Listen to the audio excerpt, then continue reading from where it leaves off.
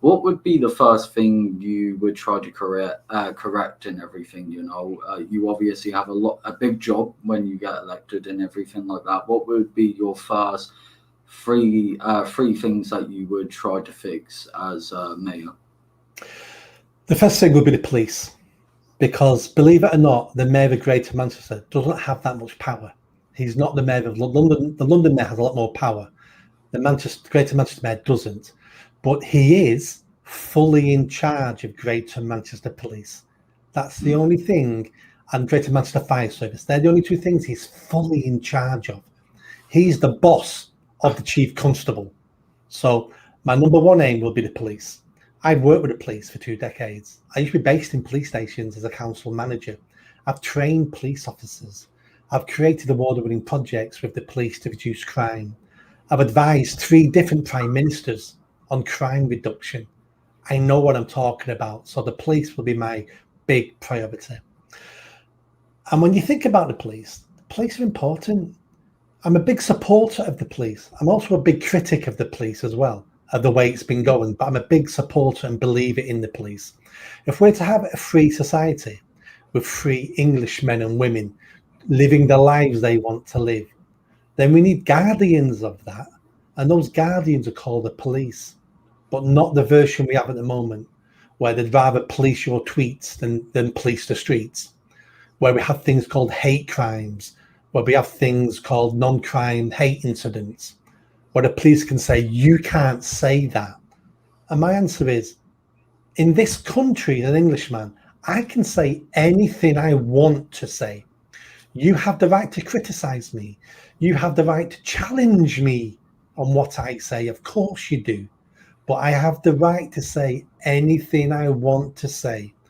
Otherwise, I'm not a free man, am I?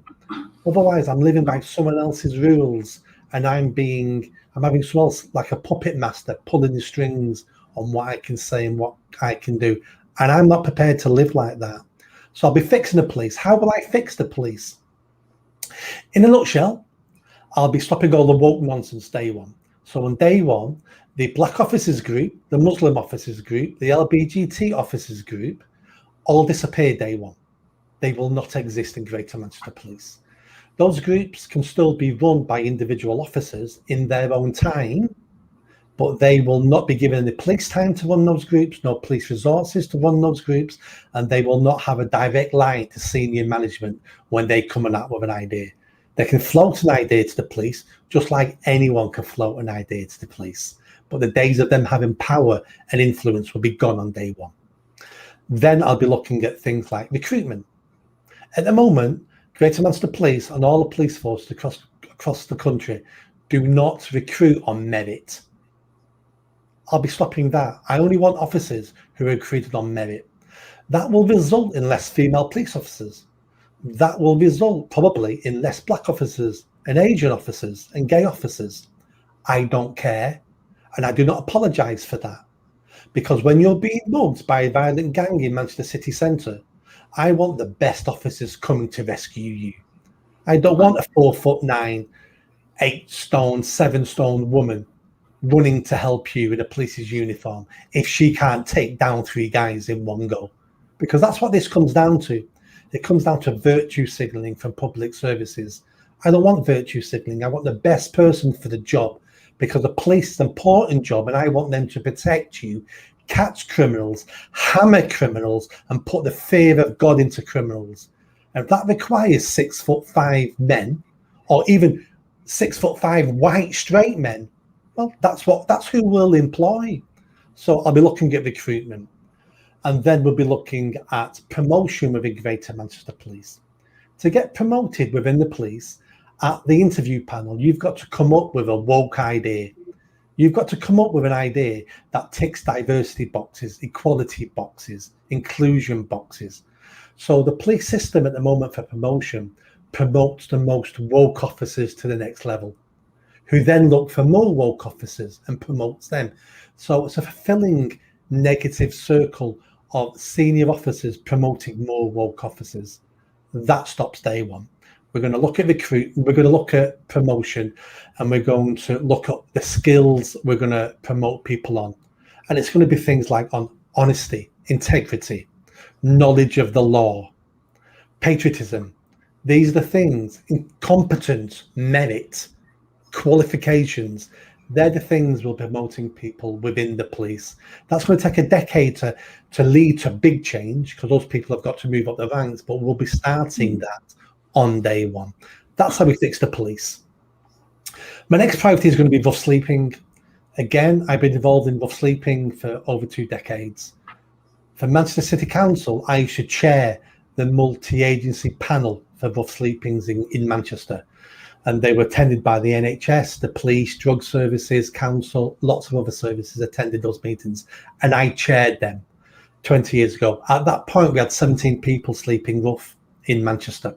17. We knew them all by their first name. Today in Manchester City Centre, the Manchester itself, we're probably looking at a couple of hundred rough sleeping. How things have changed. Also in Greater Manchester 2 decades ago, when I ran it, there was no begging. No one begged in Manchester City Centre. Can anyone who goes to Manchester City Centre believe that ever happened? No begging. That's because we tackled it. So we'll be tackling rough sleeping by saying to all agencies and saying to the public, this is disgraceful. You should be embarrassed. We all should be ashamed in Greater Manchester that we allow our fellow citizens to live and die in squalor, in entries, covered in rats, lying in excrement. We should be ashamed.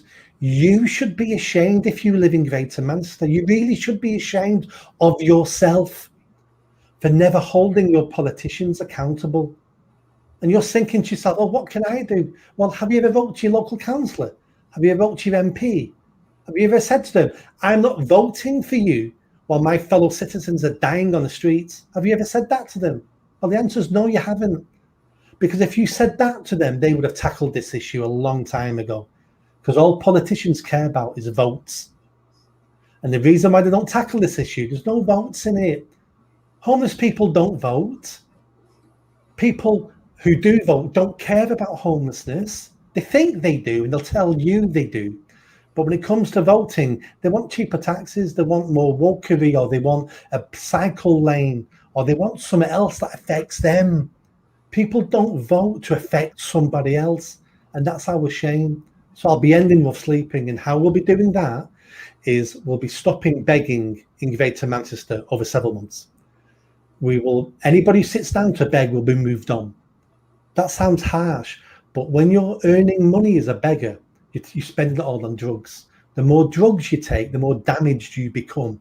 Then you're less likely to take help and support of the council, because you're trapped in a 4-hour cycle of, I need to beg for money for drugs because I need drugs in 4 hours. I can't take help and support, because if I take help and support, who's going to give me drugs in 4 hours? I've got to work and earn money for it by begging. So we break that cycle of begging for money for drugs. Then we open up some warehouses across Manchester and Greater Manchester. We fill them with garden sheds, and each garden shed is an independent living pod, a bed, storage, TV. And we say to people there and then on the streets, you've got a bed now, come with us, here's a hostel. If you don't take it, that's fine. We're just going to move you on, and we're going to make your life uncomfortable until you take that bed, because it's not an option to live and die in Greater Manchester. You may think you have a right to do this, but I'm telling you, you're mentally ill. You're not thinking straight. And as a compassionate society, we need to wrap our arms around people who are mentally ill, who are killing themselves slowly with drugs and by living on the streets. That's not a lifestyle choice.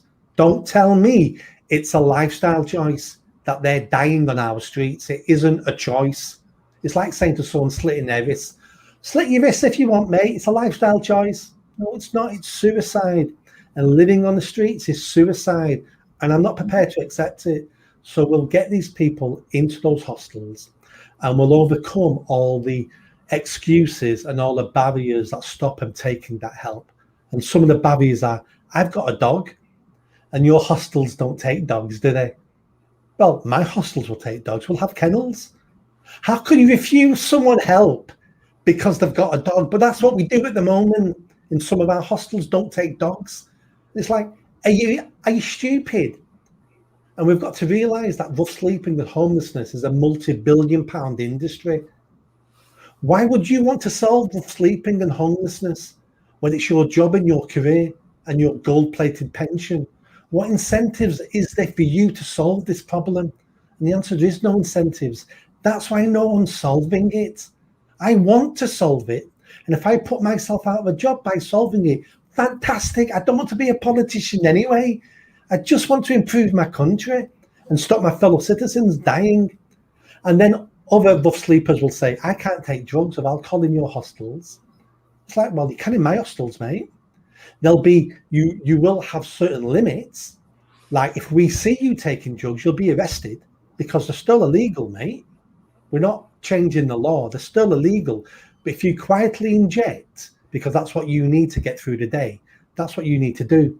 We'll tackle your drug issue next week once we've got you settled in a bed, because then you're easier to work with. If it takes you taking drugs in our hostel for the next week to get you off the streets, I'm up for that. And the reason why we don't do that now is because if that person ODs and dies in a council hostel, the council will be pilloried by the press. They died in your hostel. What I'll be saying is, I take full responsibility for this as mayor. The buck stops with me, not the hostel, not the council staff. It stops with me because I said this is what I wanted. I take full responsibility. And I would rather them die in a bed in a hostel than die in an entry covered in rats. And it's only by getting them off the streets can we save their lives. And one or two may die in a hostel, but you know what? They probably would have died on the streets anyway the same week because they're that sick and that ill. And the reason why we don't do that now is because the top of the council are scared stiff of bad press.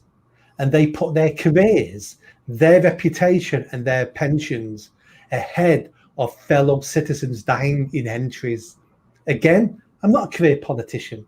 I'm here to do what's right. I'm here to do the heavy lifting. I'm here to put things on the right path so other people can come after me and carry on this work. So I don't mind if this ruins my political career. I don't want one anyway.